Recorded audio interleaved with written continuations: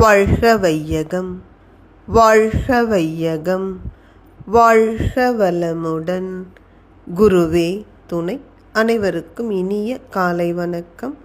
ஆசான் அருட்தந்தை வேதாத்ரி மகரிஷி அவர்களது உலக சமாதான கவிதைகள் பார்த்து கொண்டிருக்கிறோம். இன்று கவி எண் 39. குற்றம் என்பது என்ன? குற்றம் ஒழிய வழி என்பது தலைப்பு. எண்ணம், சொல், செயல்களை தன் விளைவை கொண்டு எவருக்கோ எப்போதோ துன்பம் நேர்ந்தால் மண்ணுலகில் அத்தகைய செயல்கள் தம்மை மதிக்கின்றோம் குற்றம் என்று அனுபவத்தால்.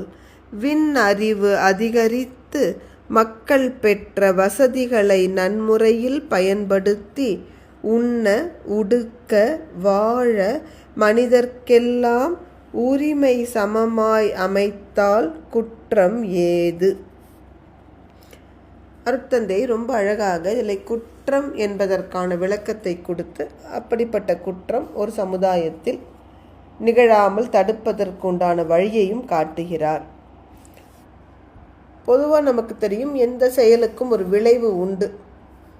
அந்த விளைவு என்பது செயல் செய்பவருடைய நோக்கம், திறமை, இடம், காலம், தொடர்பு கொள்ளும் பொருள், இதற்கேற்ப நன்மையாகவோ தீமையாகவோ வரும். இதுதான் இயற்கையினுடைய ஒரு சட்டம். அப்போ நாம் எதை ஒழுக்கம் என்று மதிக்கிறோம்? தனக்கோ பிறருக்கோ, தற்காலத்திலோ பிற்காலத்திலோ, உடலுக்கோ உள்ளத்திற்கோ துன்பம் தராத எண்ணம், சொல், செயலெல்லாம் ஒழுக்கம். அப்போ தனக்கோ பிறருக்கோ தற்காலத்திலோ பிற்காலத்திலோ துன்பம் தருமானால் அதுதான் பாவம். இன்று விஞ்ஞான அறிவு வளர்ந்திருக்கிறது. இந்த காலகட்டத்தை பயன்படுத்தி, இந்த விஞ்ஞான அறிவை பயன்படுத்தி நாம் இருக்கின்ற இயற்கை வளங்களை எல்லாம் மிக திறமையான முறையில் பயன்படுத்தும் பொழுது இந்த உலகில் வாழும் மக்கள் அனைவருக்கும் உண்பதற்கும் உடுப்பதற்கும் வாழ்வதற்குமான வழி பிறக்கும். அப்பொழுது குற்றங்கள் தன்னை போல களையப்படும். ஏனெனில் வறுமை, அறியாமை இந்த இரண்டும் தான் குற்றங்கள் பிறக்கும் இடம்.